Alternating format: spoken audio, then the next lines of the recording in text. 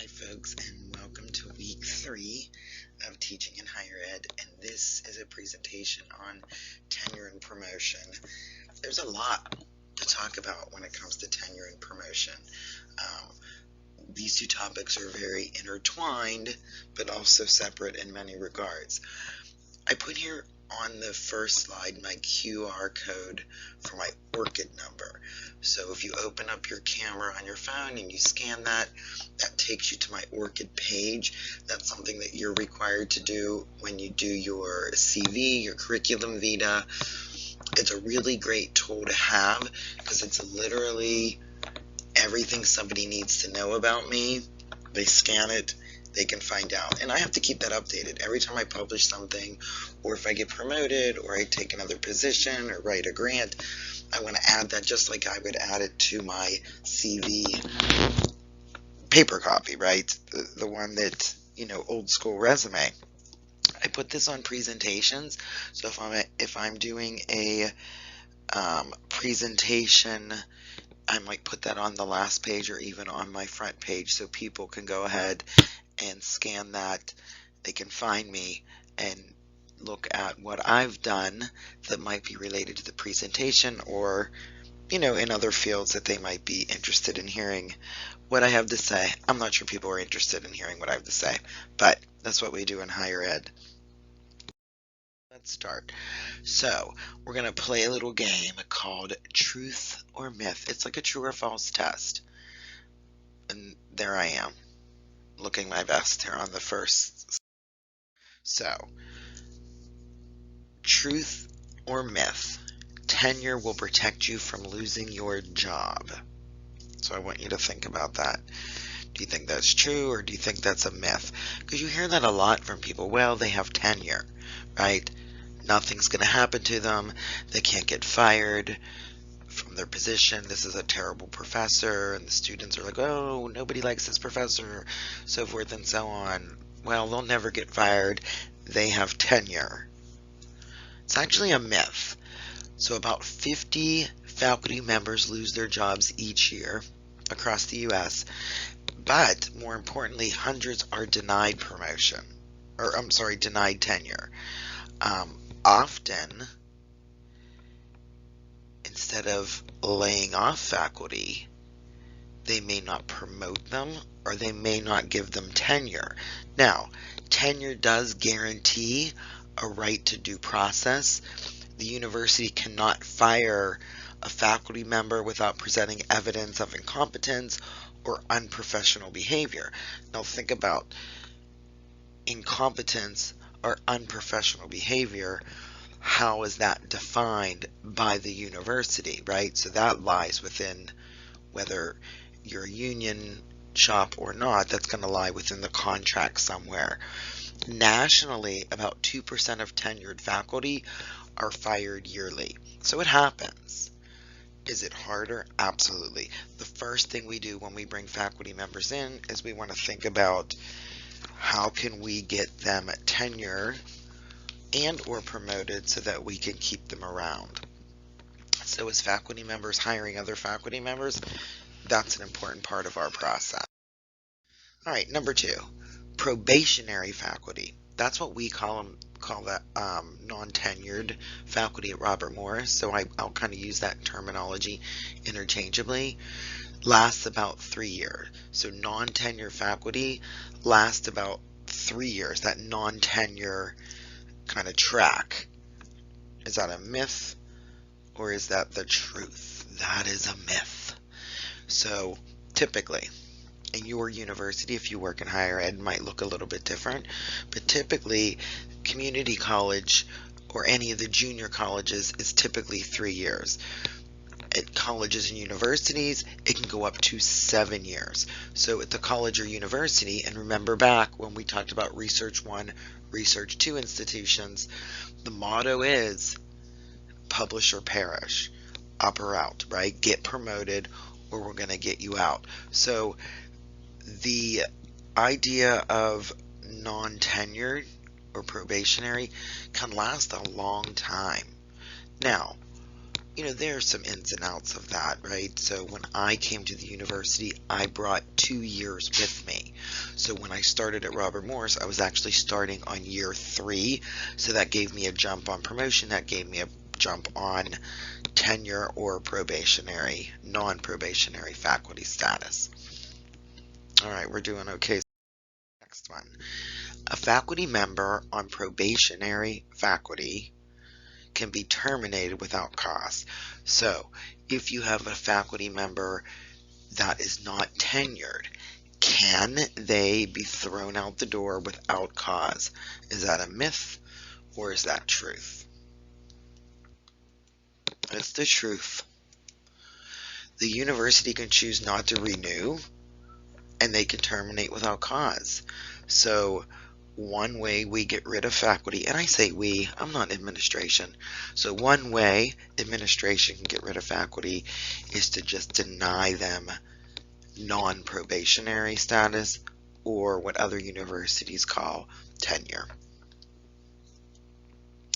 Tenure is often evaluated through one's ability to receive promotion and merit. So you're going to see in a screencast later in the module that I'm going to show you what our FAR looks like. That's a faculty annual report. So every year, full-time faculty have to do a report on how they're doing in scholarship, service, and teaching. So you're reviewing your own work, and based on that, you can receive promotion, you can receive merit pay, and at Robert Morris and at many other universities, we can also receive time off to do research. We can get a course load reduction to do our research. So that annual report, that self-evaluation that we do each year, is a really important part of what our next year is going to look like. All right. Next one. Tenured faculty do less. That's the assumption, right? Oh, they've been here forever, they don't do anything, they have a cushy job, they have the best schedule, so forth and so on. In many regards, that may very well be true. I have a great schedule. It took me a really long time to get a great schedule, but it's a myth, according to the research. On average, tenured faculty, or as we call non-probationary faculty, work 52 hours per week. So that's more than the typical work week. I mean, are there weeks that I work less than that? Absolutely. Are there weeks where I'm pulling, 60, 65 hours a week? Absolutely. It depends what time of year it is. Tenure faculty typically publish more. They typically teach more, or they teach higher level courses or more rigorous courses that require some sort of specialty. And often tenure faculty are required to do more of the committee work for a number of reasons. They know the university. They know the ins and outs of the department and the school. So often kind of get loaded down with committee work that maybe new faculty do not. So I agree in that tenured faculty tend to do more work than maybe others. At R1 institutions, they're doing more research, but still teach more than their non-tenured peers. So we're seeing across the board that those tenured faculty or those more experienced faculty are doing more work. All right, number 5. Professors say they need tenure to have academic freedom. Part of this module, I'm going to ask you to look at academic freedom, see if you can review a case on academic freedom, and kind of formulate an opinion of how that impacts faculty, but also how it impacts students. But is it true, or is it a myth, that you need this protection of tenure to kind of speak your mind and teach what you believe should be taught to students? And that's a myth. Tenure does not give faculty the independence to speak out about troubling matters. in the ability to challenge administration on issues such as curriculum and quality of programming. You know, we have a contract, just like public school teachers. We have to abide by that contract. And just because I feel strongly about something doesn't mean that I have the freedom to do that because I have tenure. Are there people who do it? Absolutely. We can't pretend like every faculty member is innocent now, can we? But it doesn't protect you legally. The First Amendment guarantees freedom of speech, but the Constitution does not guarantee that you cannot be fired for expressing your beliefs as part of your job. So absolutely something to think about when you're thinking about tenure. And then obviously that feeds into number 6. Most professors have tenure. Is that a myth, or do you believe that's the truth? At times it feels like it, right? Every one of them has tenure. We can't get rid of them. They're so forth and so on. That's a myth. No more than 1/3 of all college and universities faculty members have tenure. Now, is that by design? Could be. Part of it is the number of part-time or adjunct or what we call contingent faculty that's used. So it really is a numbers game. Oh, I didn't even realize. See, I was ahead of myself here. It's very cost effective to use part-timers, and you will see you could even go on universities if you dig deep enough and find out the percentage of part-timers that they use. How do you know? You go into their course catalog and it says staff. I remember as a freshman in college, I thought all my professors' last name was staff. Okay, American Association of University Professors recommend no more than 50% of the courses should be taught by part-timers in a program. That's absolutely just a recommendation. It is violated, I would say 90% of the time. I'm making up stats, but it is time and time again, part-timers are used. It's cost effective. You don't have to bring on a full-timer. You can imagine. Now, speaking of adjunct or contingent instructors, I have this visual for you, and notice it stops at 2015 because I think it's really important that you see the trend over time. So if you look at 1992, 43% of undergrad courses were taught by contingent instructors. This was a survey conducted by the Inside Higher Ed Gallup. So a lot of provosts, right? Over 1,000 provosts answered this survey. So pretty reliable data. In 2010, for-profit universities relied on 90% of non-tenured faculty or contingent adjunct to teach the courses. In 2015, 65% of provosts say that they rely significantly. What does that mean? That's a large portion of your programming. If you're saying significantly rely on non-tenure track, I think that speaks volumes. In 2015, 58% of provosts stated that future faculty should not expect tenure in higher ed. So you can see this trend that it's starting to get a little combative here in 2015. Now, what's not on this slide is 2021, the most recent data that they collected. And that data said that 68% of colleges and universities report using adjunct or contingent faculty. Why is it an issue? Well, for faculty, that means less bodies to do work such as curriculum development, accreditation, data collection, advising. Advising is a huge part of what we do. And now, if 68% of you are using adjuncts, who's doing the advising? Well, the full-timers. Well, there aren't that many then, are there? So you can see where the amount of work, that workload gets heavier and heavier.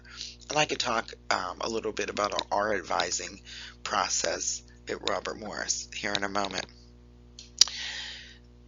So fewer faculty to do all of that work. Adjuncts are less kind of connected to the university and less connected to students in many regards because they're not on campus all the time, right? They come, they teach their course, and off they go because that's a part-time job for them. Often they work in their fields full time. So they're in and out. So the connection for them is not the same, right? And they're not going to have the connection to the students. The other issue with contingent or adjunct is the inconsistency in teaching content. So in our department, so I'm in the Department of Ed, in our department, we have department syllabi. And within those department syllabi, there are, or maybe, required assignments. So there may be 2 required assignments, but then the person teaching the course creates the other assignments that they want the students to do. Well, that consistency when you have part-timers teaching it is you have all these different hands kind of in the pot teaching these courses. The other issue is the high turnover rate because adjunct pay is low. So they may want to do it to pad their CV because they want to land a job in higher ed. And then once they land that, they've moved on, right? And here's the turnover. Now we need someone else to teach that course. There's little prep time. They're often hired at the last minute because we fill the full-timers loads. Let's just say for the fall, we're going to fill the full-timers loads. Oh, now we can see what's left over. Well, now it's a week until classes start, and often the same week. I would say there's little to no support. There's no office space. The part-timers don't have to conduct office hours, so they don't need a space, or they have a shared space. Now, I know at Robert Morris there's a shared space for part-time faculty members, but students don't visit there, and they don't have to visit. They don't have to advise. So if you want to work with a student and you're an adjunct or contingent, where do you do that? Well, you have to find space. Might be in the library, so forth and so on. And all that contact is with students is going to be outside of the working hours at the university. And there are adjuncts who do that, right? They really enjoy their job. They're really connected with students, but I'm definitely speaking in generalizations here. Another issue for adjuncts is this no protection, right? So think about academic freedom. They're not protected in any way, shape, or form, so they're less likely to speak out on many issues relative to the university. And then finally, they're not required in any way, shape, or form to do scholarship. So if a mission of the university is to have a high percentage of your faculty publishing, and you have a high percentage of adjuncts, you're really putting yourself in jeopardy when it comes to rankings and accreditations for your university. So lots of issues with it, but as I did adjunct work for 2 years before I went full time, and I loved it, right? I enjoyed it. It was important that I do that to get my foot in the door, or even to figure out, is this something I can do and want to do? But ultimately, your adjuncts typically will just move on to go on to other things.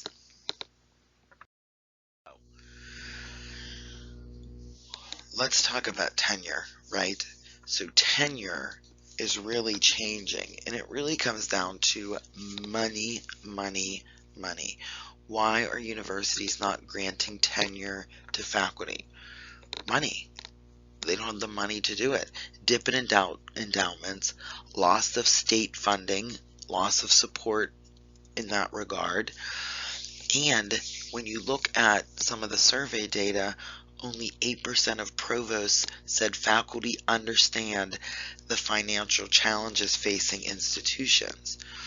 So why would we bring on full-time faculty, give them tenure, promote them, when we just can't afford it? Period. End of story. So I want to take a moment and talk to you about what kind of tenure and promotion looks like. Though I'm going to do it from the standpoint.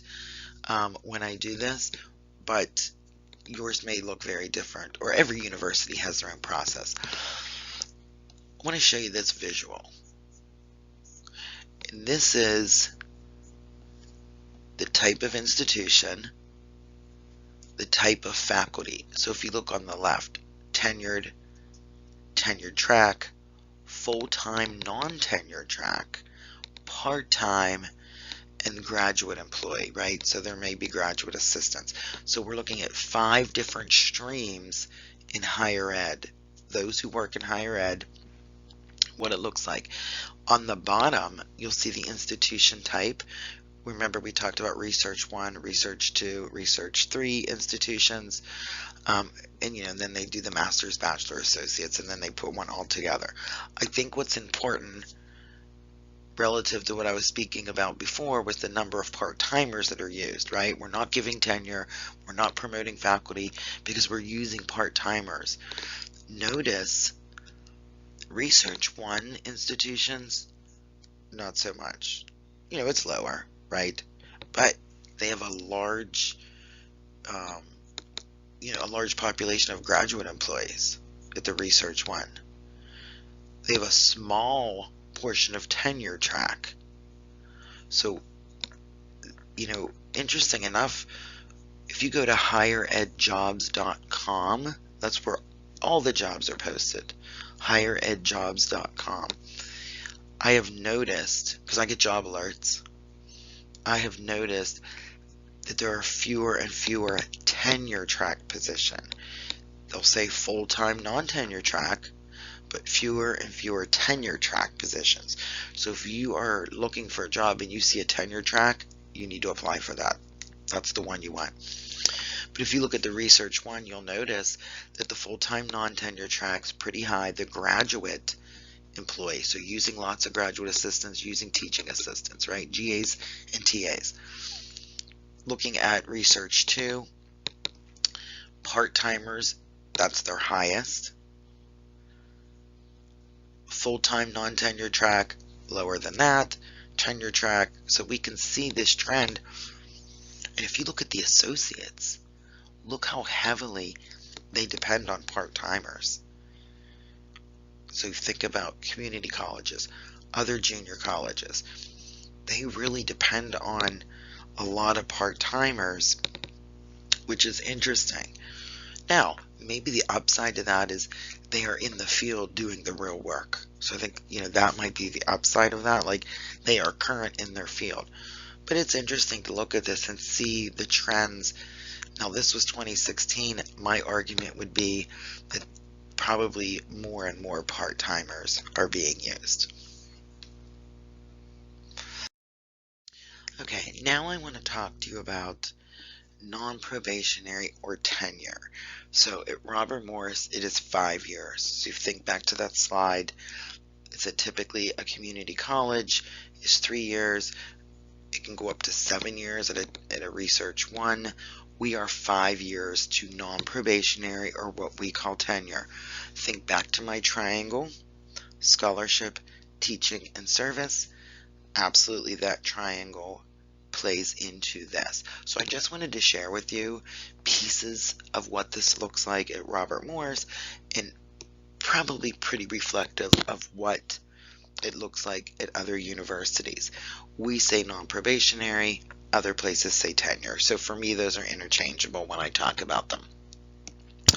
Every faculty member is required to provide evidence of continued growth during their non-tenure or non-probationary time as a teacher, and of continuous adherence to the instructional goals, the principles, and the requirements of their discipline, of their school, and of their department.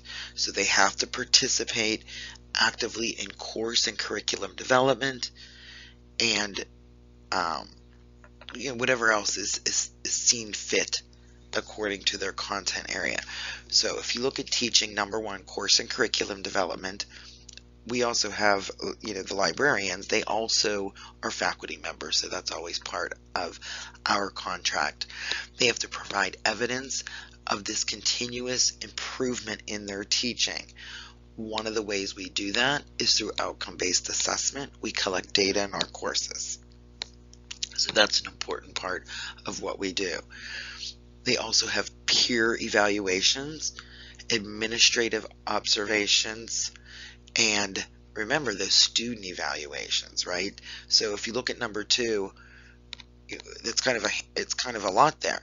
It's administration observation, a peer observation, student evaluations, outcomes-based assessment, student outcome data, and anything else that they deem appropriate to show that they're progressing in their teaching, right? It's moving forward. It's getting better over those 5 years. So develop curriculum, and then all of those things in number 2.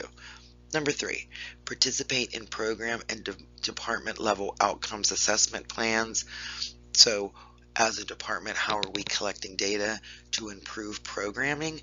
Non-probationary faculty must be part of that process. Number 4, participate in professional development activities to remain current in your discipline. We have to, once a year, do something that improves our teaching or our content knowledge.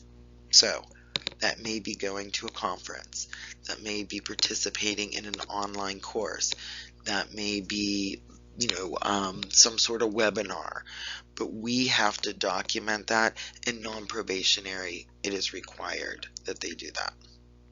Number 5, develop and support activities that support engaged and active learning on the part of all students. So what did you do in your course that engaged students? And you need to have evidence of such. So saying it is one thing, showing evidence is another. So that's the teaching portion, right? That's the kind of the tip of the triangle. In scholarship, they have to provide A and B scholarship. So I'll get into this. I think I have a slide on this later. So within those 5 years and that non-probationary time, they have to have scholarship, and they have to have a plan for the scholarship. So every rank, whether it's assistant, associate professor, or university professor, has to maintain an active and ongoing scholarship kind of program. And you have to have focused lines of inquiry and scholarly activity that is related to what you do in your position. You have to produce the scholarship. When we say publish or perish in higher ed, that is true. You have to produce. The scholarship has to reflect your teaching discipline while you are non-probationary. So you can't be going outside your lane. You got to stay in your lane. So, side note, I'm asking you to write a research agenda. That's why. What are you going to do 2 years out, 3 years out, 5 years out that's going to, inform your scholarship? So this is an important part of this non-tenure track. I'm going to show you what the A and B means here in a little bit, so you can keep that in mind. The next thing is service. So service, especially for non-probationary faculty, for probationary faculty, they should serve on department and school committees. And we do this at RMU. The department head and dean will really give them suggestions on where they should serve. Mere membership on a committee does not automatically give you credit towards the service. So often we will tell our probationary faculty, service the chair of this committee, so that we can help them serve in a leadership role so that they can get promoted and eventually be non-probationary, or tenured. They also have to do their advising. That's part of their service. And they have to be active in their profession. So we always talk about, service to the school, service to your department, service to the school, service to the university, and then service to your community. What are you doing, and how can you show that on your annual report and on your CV that you are being active in all of those areas? So again, thinking of that triangle: teaching, scholarship, service. Oh, here's what I wanted to talk to you about: scholarship. So at Robert Morris, we have scholarship A and we have scholarship B. So an A scholarship falls under the following: peer-reviewed journal, a scholarly book or monograph. Now, that can be dissected a little bit, and we've had some cases where we've had arguments over that. A textbook, it has to be, it can't just be you submitted a chapter to a textbook. You have to be the first author. It has to be in, something recognized in your field as a highly regarded publisher of textbooks. An award of a competitive grant that's more than $5,000. And I actually think that has changed. I think it's upwards of like 20 in our most recent contract, but I digress. An article or a chapter in a scholarly book, and or performing arts. That can look a little bit different. They kind of have different guidelines. Now, B, that is also a chapter in a textbook. So you see where there's some inconsistency in what an A is and what a B is. And we've had arguments over this. I've written 4 or 5 books that are kind of quote unquote handbooks for teachers, and those have always been considered B publications, but in my last promotion they were considered A publications. So sometimes it depends who the provost is, who the dean is, who the president is at the time, of how those are categorized. Because if you look, a teacher's manual or supplemental materials, that's a B. So you can see where there's some gray area here. Anything in a trade journal is a B. There's no arguing that. That's kind of the standard in higher ed. If it's peer reviewed and it's highly regarded, it's absolutely an A. And then the last one, the fine arts, performing arts, they have, they have their own kind of verbiage. But one of the things when it comes to A publications or B publications is the acceptance rate for the publication and how many times you've been cited. When we go up for publication, we have to look at how many times we've been cited and put that in our documentation.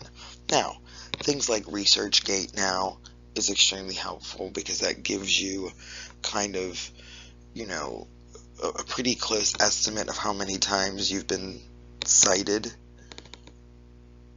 But it's not an exact. But, that's one place you can go to find that sort of information. Just for fun, I wanted to show you how long the process is in an academic year for promotion. So if you want to go up for promotion, you're an assistant professor, you want to go up for associate professor, you've been there 7 years. Let's say you got your non-probationary or your tenure after your 5 years. Now you're going to go up for your promotion, right? You're killing it in scholarship, you're killing it in service, you're killing it in teaching, you're ready, it's a no-doubter, you're going to get it. But we start the process in October, everything's submitted in February, you don't find out until July. Why? Because there's going to be a raise involved, right? So the process is pretty lengthy when it comes to um, this promotion process. One of the things that we do is you have to put together, your portfolio. And I'm going to show you all the things that's included in that portfolio. I'm not going to show you a portfolio, but I'm going to show you what goes into that so you can kind of get in. And this is a little funny on getting published because it is a very time-consuming and exhausting process for so many reasons. And you might want to keep this because this is like at the end your dissertation, right? The road to your dissertation. And then there's all your committee members. We've all been through. All right, so I'm going to do a screencast for you on this idea of publishing aside from this. So I'm going to make sure that, because there's some websites I want to show you and some important things, but here's some things about this publish or kind of perish mentality. One of the things that's really important when you begin to publish, so let's say you do your dissertation and I'm your chair or someone else is your chair, the first thing I'm going to say to you is, congratulations, doctor, now I need you to publish. Right? I need you to find a journal and I need you to get this ready for publication. We want everything you do to be in quality publications, right? It's going to help you later on if you go into higher ed, or even if you don't, being an expert in the field. Here's what we know. We want to make sure that the publications, the journals that you're looking at are double-blind review, right? They don't know you and you don't know them. This is important, right? So when you submit your paper, they'll say, okay, we want a blind copy. You take your name off of it and you don't know who your reviewers are. There might be 3 or 4 reviewers. You don't know who they are. You're going to get their feedback, but it is truly a blind review. One time as a reviewer, I saw a paper come through. There was not a name on it, but I absolutely knew whose paper this was because I was sat on the dissertation. So I knew it was a student from Robert Morris, and I just opted out and said, I can't review that paper. I know it's blind, but I think I know who that is, and I'll be biased in my review. I mean, in a positive way. The other thing that's important is when you're looking for a publication that there are no predatory violations. Now, I'm going to show you that in my screencast later about publishing, but it's important you really investigate these journals. There's tons of journals in your field. Let's say you're in the world of business. Go into the RMU library database and just punch in business journals. There will be thousands upon thousands of them. So you have to go and you have to look and make sure that they're not predatory in any way. So that's really important. The acceptance rate. The acceptance rate is a measurement of how many manuscripts are accepted for publication compared to how many are submitted. For instance, let's say 500 in a year, 500 articles are submitted to this journal, the Journal of Business Educators. I don't know, I made that up. There's 500 submitted, only 60 are accepted. That's a 12% acceptance rate. That's fabulous. We know that their standards are high, right? Anything 30% or below is good. The lower the acceptance rate, the more difficult it is to publish. Or at least that's the perception, right? The lower the publication rate, you think, okay, this is a more rigorous journal. That's important. When I go up for promotion, I have to put not only how many times I've been cited, but what was the acceptance rate to that journal. And you can find that information out. I'm going to show you at a screencast how to do that.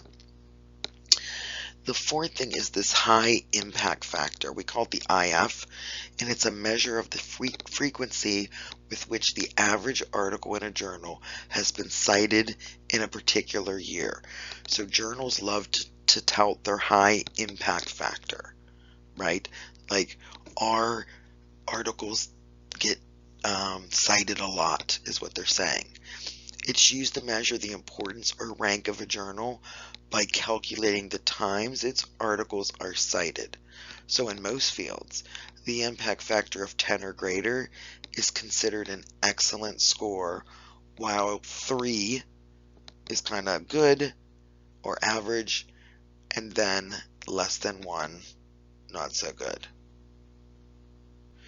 But you will see some argument about these impact factors. There's a lot of debate about them, but we're still reporting those on our promotion. So we'll take a look at those. Journal citation reports is actually a place where you can look at that sort of stuff if you're interested.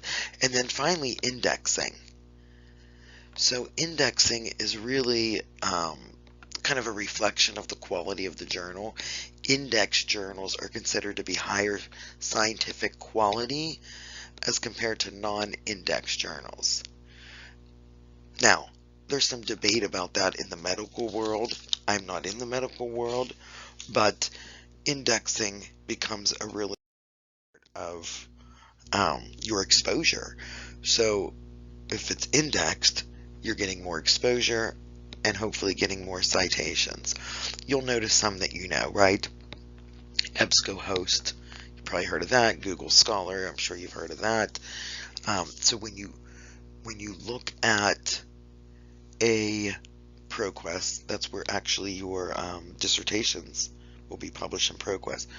So when you look at a journal, you want to look at, are they indexed in one of these places? Then you're going to have a higher chance of being cited. And that's the name of the game in publishing or perishing. Now,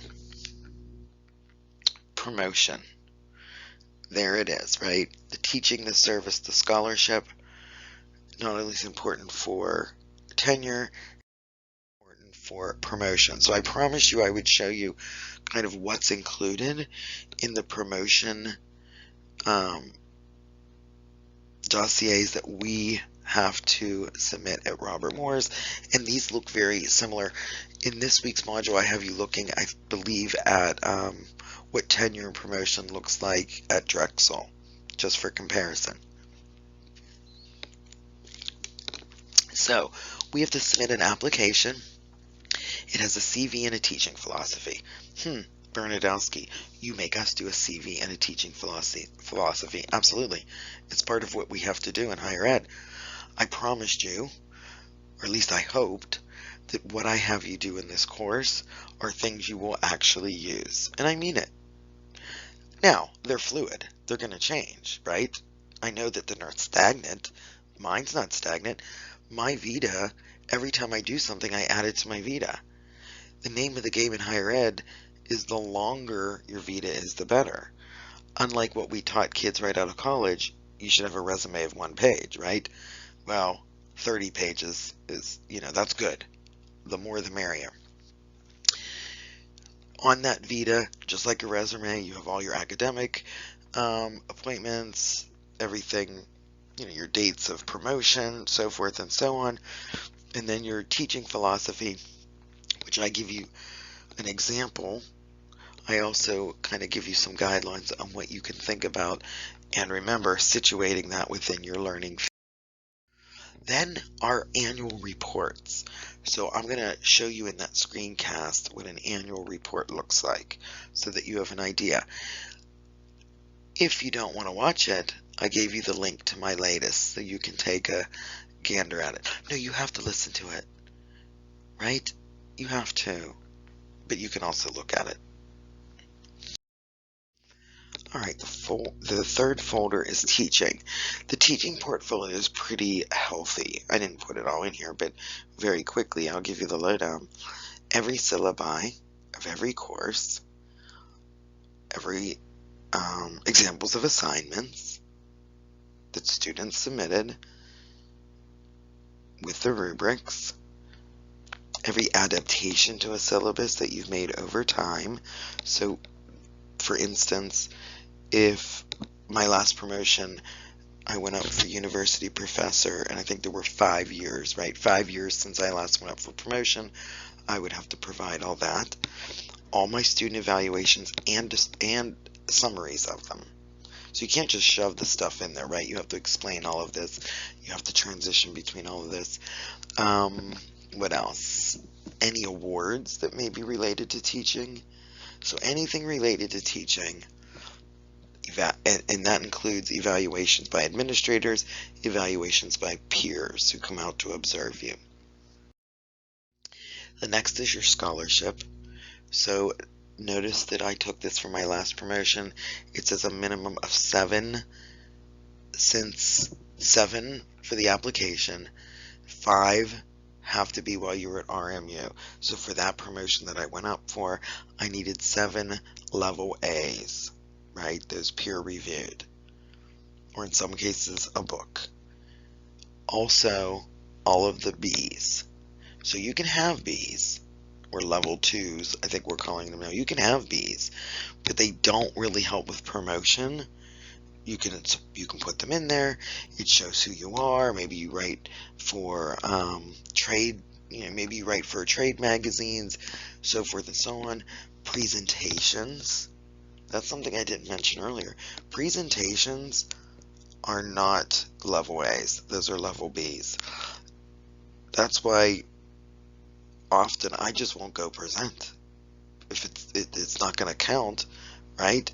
Why would I spend the money, travel halfway around the country to present when it's really not going to help with my promotion?